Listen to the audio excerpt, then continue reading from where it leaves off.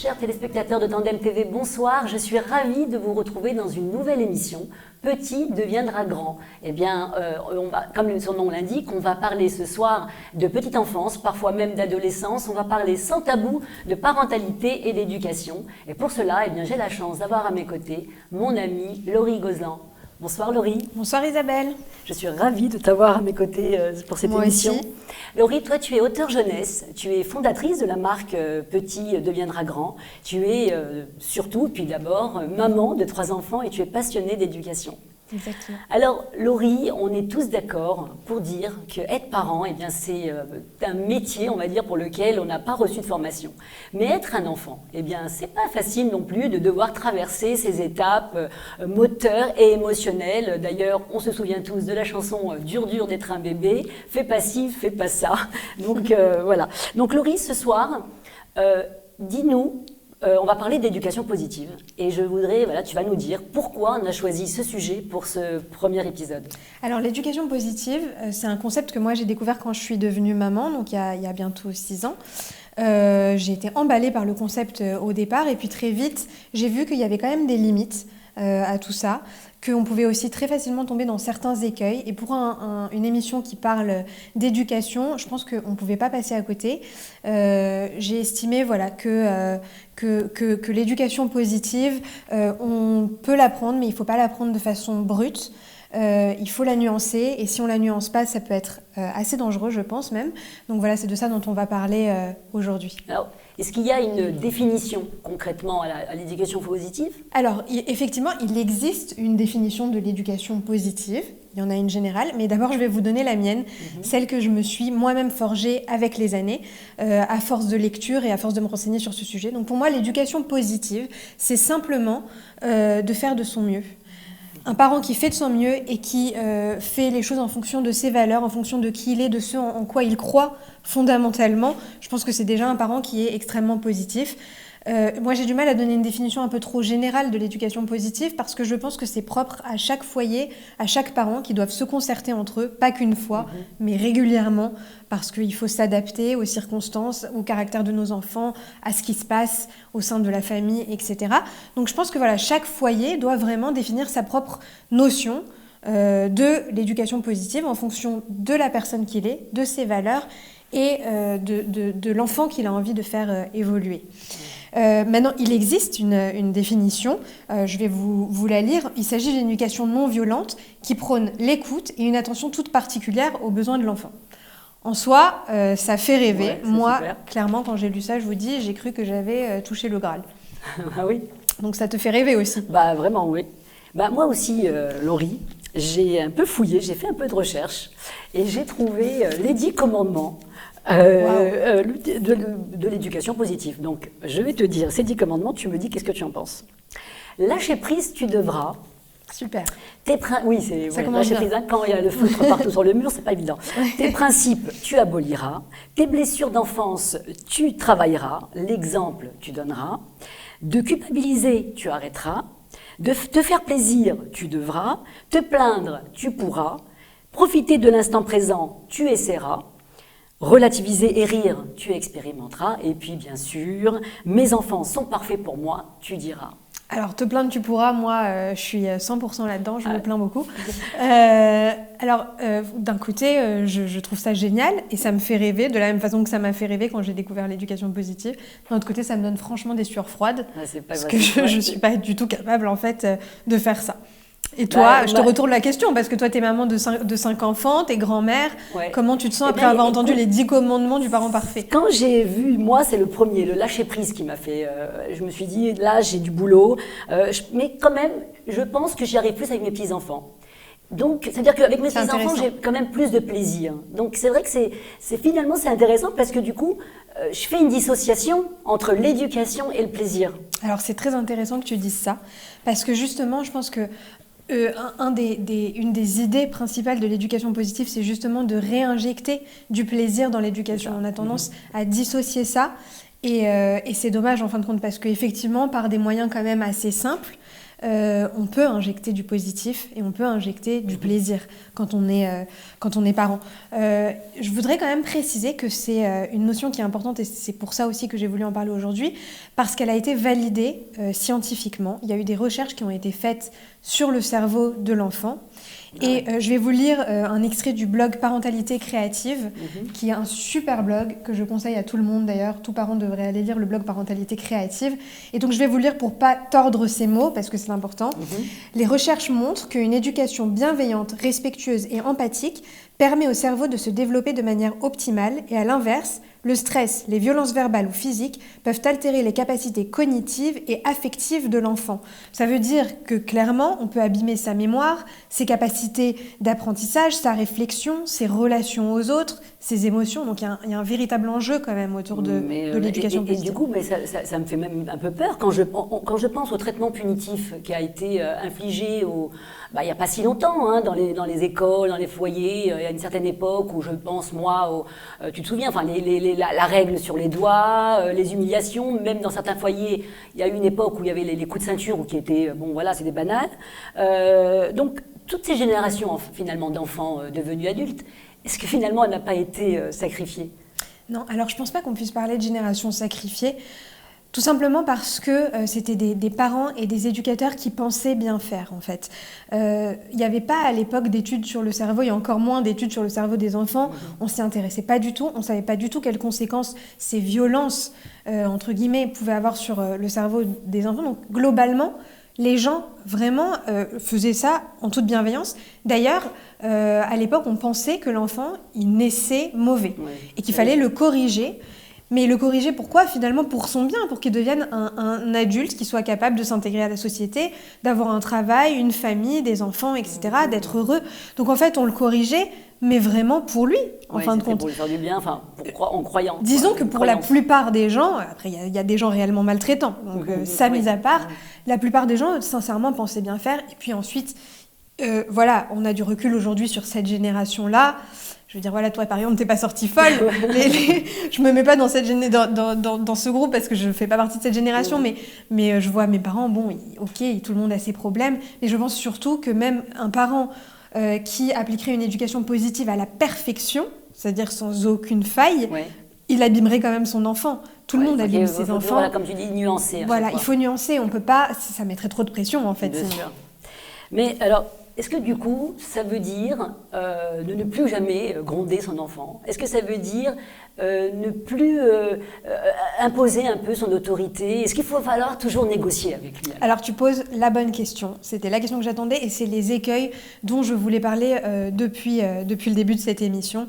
Alors effectivement, un papa ou une maman qui va tomber sur un livre d'éducation positive, comme moi j'ai pu le faire il y a 6 ans, il va se dire « Waouh, ça y est, j'ai un mode d'emploi du parent parfait, je vais être la meilleure maman, le meilleur papa, ça va être génial. » Sauf qu'on a très très vite fait de s'en mêler les pinceaux et de se dire, de confondre en fin de compte positivité et permissivité. Une éducation positive, c'est pas une éducation permissive. Une éducation permissive, c'est dangereux. Et c'est l'enfant a impérativement besoin de limites, il a presque plus besoin de limites que de positivité. Donc on le voit très vite, moi je le vois d'expérience avec mes 3 enfants, le plus grand a 5 ans, le dernier a 1 an, donc 1 an et demi d'ailleurs. Donc ça fait une expérience concrète sur les petits, et je vois que dès que ça commence en fait à partir en vrille, c'est qu'en fait j'ai manqué de limites, qu'à un moment donné, j'ai lâché quelque part. Voilà, j'ai lâché les règles, j'ai lâché quelque part. En fait, un enfant qui manquerait de limites, c'est dangereux pour lui. Pourquoi ? Parce qu'il peut se retrouver à ne plus avoir confiance en lui, à ne pas savoir comment se comporter en société, donc ça va donner des enfants effacés parce qu'ils se rendent bien compte, ils ont bien conscience que leurs parents ne leur ont pas donné les outils pour se comporter. Ils n'ont pas eu de règles à la maison, ils ne savent pas qu'est-ce qu'il se fait, qu'est-ce qui ne se fait pas en société, du coup ils s'effacent. Ça peut faire aussi un enfant qui va en vouloir à son parent à un moment donné de ne pas avoir fait son rôle de parent, c'est-à-dire de le protéger quelque part, de l'encadrer.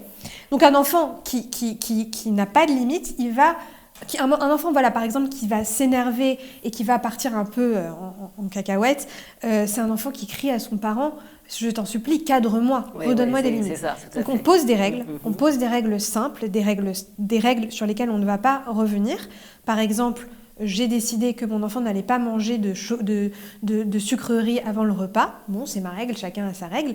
Je vais lui expliquer pourquoi, 1 fois, 2 fois peut-être, pas tellement plus. Je vais lui expliquer que je prends cette décision pour son bien, parce que je suis l'adulte et que j'ai de l'expérience et que je lui apprends à prendre des décisions qui seront bonnes pour lui. Mais que cette règle, elle n'est pas discutable. Par contre, là où l'éducation va intervenir, c'est que je vais pouvoir aborder cette règle et la lui présenter de façon un peu plus positive, voilà, par exemple par le jeu. Oui, j'ai compris. Mais la règle est là. J'ai compris. Mais alors du coup, moi, je me questionne, parce que est-ce que c'est pas un peu culpabilisant finalement tout ça? Parce que si on est tous d'accord qu'on est, bien sûr, qu'on est, on est contre la violence dans la pratique, mais est-ce que concrètement, est-ce que c'est facile. On parle d'ailleurs de VEO, les violences éducatives ordinaires, qui sont ces petits gestes qu'on peut se permettre un peu, même si c'est... Qui sont permis, disons, qui ne sont pas sanctionnés. Voilà, qui ne sont légalement. Pas sanctionnés. Voilà, on peut, une petite fessée, gifle. Une petite gifle. Et encore, ça dépend des pays. Ça dépend des pays. Ici, c'est très condamnable. Mais bref, des petites choses qu'on peut se permettre.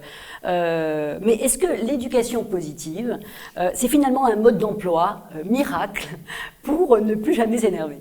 Alors, effectivement, c'est très culpabilisant. Je reçois d'ailleurs beaucoup de messages de mamans à ce sujet qui me disent « Voilà, aujourd'hui je me suis énervée, et puis je m'étais promis que je n'allais plus le faire, et pourtant je l'ai refait, etc. » Mais en fait, c'est pour ça que je dis qu'il faut nuancer ce propos, parce que ça peut être un peu dangereux, ça peut même pousser des parents, pas vraiment à la dépression, mais à considérer qu'ils sont vraiment de mauvais parents, alors que c'est pas vrai.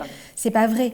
Voilà, vraiment, j'aimerais que s'il y a un parent qui nous regarde, voilà, je vous fais l'annonce, s'il y a un parent qui nous regarde, qui ne s'énerve jamais, s'il vous plaît, donnez-moi votre secret, parce que vraiment, j'aimerais le connaître, et pourtant j'ai lu tout ce qui se fait en matière d'éducation positive. Donc, voilà, pour revenir à ça, il faut quand même considérer qu'on est humain. Il faut aussi considérer que c'est arrivé, cette tendance, à une période où on récolte les fruits de l'émancipation féminine. C'est super, l'émancipation féminine. La femme, elle est partout, et c'est sympa qu'elle soit partout, qu'elle ait une carrière, qu'elle ait une famille, etc. Mais c'est aussi dur d'être partout, parce qu'il y a cette exigence de perfection, quelque part. Et pas que pour la femme, finalement, pour l'homme aussi, parce que, finalement, l'homme a récupéré un petit peu des rôles de la femme aussi. Donc, finalement, toute la journée, on travaille, on doit être parfait au boulot, on rentre à la maison, on doit être parfait à la maison, on doit bien s'occuper de nos enfants, et puis ensuite, on doit être une bonne épouse ou un bon mari, et puis une bonne fille, une bonne sœur, un bon frère. Enfin, ça devient un petit peu compliqué. Donc, aujourd'hui, il faut que tout se fasse bien et que tout se fasse vite. C'est un peu dur, toutes ces injonctions quand même. Donc je pense que personne ne doit se culpabiliser. Par contre, il existe cette nouvelle tendance. Il y a des choses qui existent, des études dont je parlais tout à l'heure, qui nous parlent du cerveau de l'enfant aujourd'hui, etc. Il faut s'en inspirer, je pense qu'il faut s'instruire, mais jamais se culpabiliser. On est le meilleur parent pour notre enfant. On fait tous de notre mieux. Bah ouais. C'est vrai que moi, tu vois, tu me parles, j'écoute, et puis si je parle, moi, de mon expérience personnelle, évidemment, j'aimerais bien, moi, être pas stressée, calme, tu vois, dans cette empathie, enfin, mais concrètement, c'est pas si facile. Parce que, tu vois, moi, j'ai mon fils de 11 ans, par exemple. Parce que, par exemple, voilà, un exemple comme ça. Tu vas dire à un enfant, fais ta douche. Alors, au début, ça va être chérie, fais ta douche. Et puis, chérie, fais ta douche. La troisième fois, il n'y a plus de chérie. La quatrième fois, c'est les hurlements. Fais ta douche. Donc, tu vois, c'est là qu'on arrive on a du mal à appliquer cette éducation positive. Mais, quoique, j'ai essayé quand même ta méthode. Parce que, voilà. J'ai essayé et j'ai dit à mon fils, eh bien, écoute, si tu fais ta douche, tu pourras regarder un petit film après, tu auras le temps. Donc c'est vrai que vu comme ça, finalement, ça s'est mieux passé. Oui, quand on injecte un petit peu d'empathie, qu'on leur donne un petit peu l'envie de faire les choses finalement, ça se passe mieux. Mais encore une fois, je voudrais quand même préciser que voilà, moi qui applique le plus possible ces méthodes pour essayer d'éviter les crises, j'ai des crises quand même. C'est pas qu'on les annule. Il n'y a pas de mode d'emploi réel. Donc toi, Laurie, donc on sait, tu es une maman créative, tu as mis en place des astuces concrètement à la maison, tu as testé, tu as vraiment, pour limiter au maximum de t'énerver.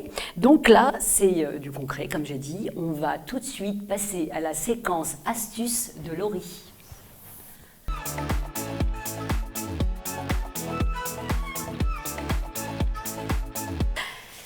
Alors Laurie, dis-nous tout, donne-nous tes petits trucs au quotidien que tu as mis en place avec cette éducation positive concrètement. Quelles sont ces astuces ? Alors, mon astuce, elle se résume en 2 mots, en fait, c'est l'empathie et le jeu. À partir du moment où on va essayer de chercher à comprendre quelles sont les réactions de nos enfants et pourquoi est-ce qu'ils s'énervent comme ça pour telle ou telle chose, finalement déjà la pression et l'énervement va retomber chez nous parce qu'on va comprendre qu'il ne le fait pas exprès pour nous énerver. Et ensuite, on va avoir la disponibilité créative, j'ai envie de dire, pour instaurer du jeu et détourner un peu l'attention. Alors j'ai compris. Alors c'est pour ça que moi j'ai prévu pour toi quelques exercices. Wow. On va mettre des cas pratiques, des situations concrètes qui peuvent conduire au quotidien à une certaine forme de violence avec nos enfants. Et tu vas nous dire donc comment tu fais pour les éviter ou pour les désamorcer. Alors premier cas, les préparatifs du matin. Wow, alors mon enfant a 5 ans, dès qu'il se réveille, il court jouer. Bon, on sait, tu l'as dit, l'enfant il joue, c'est son métier. Et puis il arrive au petit déjeuner, ça se passe plus ou moins bien. Et puis à la première chaussette, il a déjà disparu. Au premier pull, il n'est plus là. Moi, je dois partir travailler, on va arriver en retard à l'école, c'est la crise, ça part en cacahuète. Comment tu agis ? Alors, déjà, je vais toujours avoir le même processus. Alors, je ne vais pas l'avoir du premier coup, c'est-à-dire que chez moi, il a fallu qu'il y ait beaucoup d'énervement et que je me rende compte que la situation, en fait, était intenable le matin, que ce soit moi qui les accompagne ou mon mari. Les 2 ont galéré, clairement. J'en ai 3 tout petits, donc c'est vrai qu'il faut gérer tout le monde. Il faut être à l'heure, c'est compliqué, comme tu dis. Donc, il y a eu des crises, et à un moment donné, je me suis dit, bon, c'est pas possible, en fait, on peut pas faire ça tous les matins. Donc, qu'est-ce qui se passe ? Je vais essayer de les comprendre. Pourquoi est-ce que mon fils, à l'instant, et là, je suis sûre que vous allez reconnaître vos enfants, au moment où je lui dis, je suis pressée, on va être en retard à l'école, il me dit qu'il doit terminer son puzzle urgemment. Alors pourquoi ? Juste à ce moment-là, c'est-à-dire que moi vraiment je le prenais personnellement. Bah oui. Je me disais il le fait exprès quoi. Ouais. Vraiment il a une dent contre moi. Ouais. Et en fait, je me suis renseignée, j'ai essayé de réfléchir, j'en ai même parlé en fait avec mes enfants et leur métier c'est de jouer aux enfants comme tu disais tout à l'heure. Il veut juste faire son métier, en fin de compte. C'est comme ça qu'il grandit, c'est comme ça qu'il évolue. Et lui, il n'a pas de considération comme ça, comme nous, d'impératif, on va arriver en retard, pas en retard. Il n'a aucune notion du temps. Il ne sait pas du tout ce que ça veut dire être en retard. Peut-être qu'il va répéter les phrases de papa et maman, l'école va fermer. Mais il ne comprend pas ce que ça veut dire concrètement. Donc en fait, à partir du moment où j'ai su ça, déjà, je me suis un peu moins énervée, mon mari aussi. Et je me suis dit, ok, il veut jouer. Parce que c'était principalement pour mon grand qui a 5 ans et demi aujourd'hui. Il veut jouer, je vais le faire jouer, mais en faisant en sorte d'arriver au résultat escompté pour moi. C'est-à-dire qu'on n'arrive pas en retard, mais qu'il joue quand même. Alors pour ça, donc, j'ai préparé, je vous ai ramené directement ce que j'ai préparé pour mes enfants. Je ne l'ai pas refait pour l'émission. J'ai fait des petites routines. Alors, ces routines-là, moi, je les ai faites à la main. J'ai même pris mes enfants un peu pour les colorier, etc. Je trouve que c'est hyper sympa si vous pouvez le faire à la maison avec vos enfants. Ça les fait participer. Ouais, c'est encore mieux dans le processus. Maintenant, vous voyez qu'il ne faut pas être une experte du dessin. Franchement, je suis nulle en dessin. Mais l'important, c'est juste de le faire. Si vous n'avez pas envie de le faire vous-même, il en existe des tonnes sur Internet. Même moi, j'en ai fabriqué qui vont être disponibles dans pas longtemps. Donc voilà, qu'est-ce que c'est ? Là, on a fait la routine du matin. Donc, je l'ai fait exprès pour mon fils et pour ma fille. Le matin, la première chose qu'ils font, c'est qu'ils mangent. Donc, mon fils, quand il l'a fait, il déplace le petit truc bleu. Pareil pour ma fille, quand elle l'a fait, elle déplace le petit truc rose. Et au fur et à mesure, pour s'habiller, pour les dents, pour se coiffer, pour mettre les chaussures, et bonne journée. Là, je leur ai précisé qu'ils avaient 5 choses à faire. Comme ça, ils aiment bien les compter. Super sympa.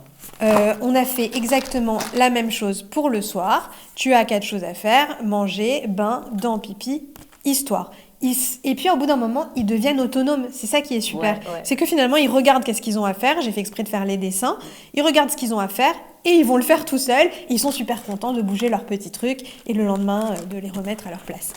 Un autre type de routine, si vous n'avez pas envie de le faire avec les petits objets qui bougent, on a là, par exemple, je l'ai mis avec des numéros. Donc, ils savent qu'ils ont 7 choses à faire. Ça, c'est l'après-midi des Mi. On peut encore plus le personnaliser, mettre une photo, etc. D'ailleurs, dans ceux que je crée, que je vais mettre en vente, ils seront personnalisés avec la photo de l'enfant et le prénom. Du coup, là, par exemple, quand elle rentre, moi, j'ai fait une porte où j'ai mis notre nom de famille, Gozlan, et là, la petite fenêtre pour dire qu'on va faire dodo, et c'est toutes les étapes, en fait. Et donc, à chaque fois qu'ils vont faire une étape, ils rentrent, ils prennent le goûter, hop, ils déplacent. Ensuite, ils ont un petit temps pour jouer, hop, ils déplacent, etc. C'est génial, parce que voilà, c'est comme ça, c'est un jeu. Voilà. Donc, et c'est des scratchs. Le jeu, et puis... Ouais. C'est des velcro, tout bête. Ça, ils adorent ce petit bruit de velcro. C'est toujours sympathique. Ils s'amusent pas à l'enlever, le remettre. Ils peuvent s'amuser un peu à l'enlever, le remettre, mais c'est pas grave, parce que ça fait quand même le job. Donc, voilà ce qui va éviter, ou en tout cas désamorcer les crises. Très, très bien. Donc, moi, j'ai un deuxième cas à te proposer, enfin, à te soumettre. Mon enfant s'arrête en plein milieu de la rue. Je crois qu'on a tous vécu l'enfant qui, d'un coup, il veut plus avancer. On est content, hein, on doit partir au restaurant. Voilà, c'est un dimanche ou un autre jour. On a le restaurant qui est pas loin. On sort tous en famille. Et puis, le petit, en pleine route, il veut plus avancer. Il ne veut plus rien faire, c'est... Classique. Voilà. Donc classique, ça m'est arrivé aussi plein de fois. Pour éviter de s'énerver et de pratiquer l'éducation positive, on fait quoi? En plus, dans la rue, c'est un très bon exemple parce que dans la rue, il y a le regard des autres. Ah oui. Donc c'est très compliqué en général. Alors, pour faire avancer ce petit, il va falloir trouver des moyens. Déjà, on recommence le même processus. Qu'est-ce qui se passe dans sa tête? Alors, ce qui se passe dans sa tête, il se passe tout simplement pas grand-chose. Il a juste plus envie. Et c'est son droit. Hein. Franchement, il a bien le droit. Il faut comprendre aussi qu'ils n'ont pas les mêmes notions des distances que nous. Par exemple, si on lui dit que le restaurant est au bout de la rue, pour lui, le bout de la rue, c'est le bout du monde. C'est pas, faut se mettre à sa taille, en fait. Hein, pour lui, voilà, il voit les choses en grand. Et du coup, voilà, il ne veut plus avancer, ce pauvre enfant. Et il faut comprendre qu'il ne le fait pas contre nous, du tout. Ça, c'est vraiment, je pense, hyper important que le parent prenne souvent du recul comme ça pour se dire, il ne veut pas juste m'énerver. Il faut toujours se poser cette question. Voilà, il faut toujours se poser cette question. À son âge qu'il a et pas exactement. Avec notre vision. Se mettre en empathie et se dire, ce n'est pas contre moi, se retirer du jeu, en fait. Et ensuite, à partir de là, on va justement jouer parce qu'il y a moyen de le faire avancer. Donc, par exemple, quelques idées de jeu. 1, 2, 3 soleil. Vous vous mettez au prochain panneau et vous lui dites « Oh là là, attention, hein, quand je me retourne, surtout tu n'avances pas. » Donc là, en plus, on fait jouer l'esprit de contradiction. C'est extraordinaire. Là, il va pas marcher, il va courir. On peut jouer, par exemple, moi, quand j'étais petite, je jouais avec ma grand-mère, on chantait la chanson « 1 kilomètre à pied, ça use les souliers ». Et puis, on faisait comme ça une petite marche militaire et je devais changer le mot « soulier » à chaque fois. Donc, les pompiers... je disais n'importe quoi, il fallait que ça rime juste, et moi ça me faisait avancer. On peut avoir le jeu aussi de faire la course de panneau en panneau par exemple, en faisant attention de ne pas se faire écraser, etc. Mais voilà. Ensuite, si tout ça ne fonctionne pas, on peut aussi le motiver en lui disant ce qu'il attend si jamais il avance. Donc si jamais il avance, par exemple, le marchand de glace va être ouvert. Et quel parfum est-ce qu'il a envie? Voilà, toujours prendre un air comme ça, hyper enjoué. Bien sûr. Voilà, il faut surjouer vachement comme ça. Et si encore ça ne marche pas, on peut aussi dire les conséquences de ne pas bouger. Par exemple, papy et mamie, ils auront fini le brunch et nous, on va rentrer bredouille à la maison, il n'y a rien à manger, j'ai rien préparé, tu vas avoir faim. Donc ça va être... Un enfant de 3 ans, il comprend ça?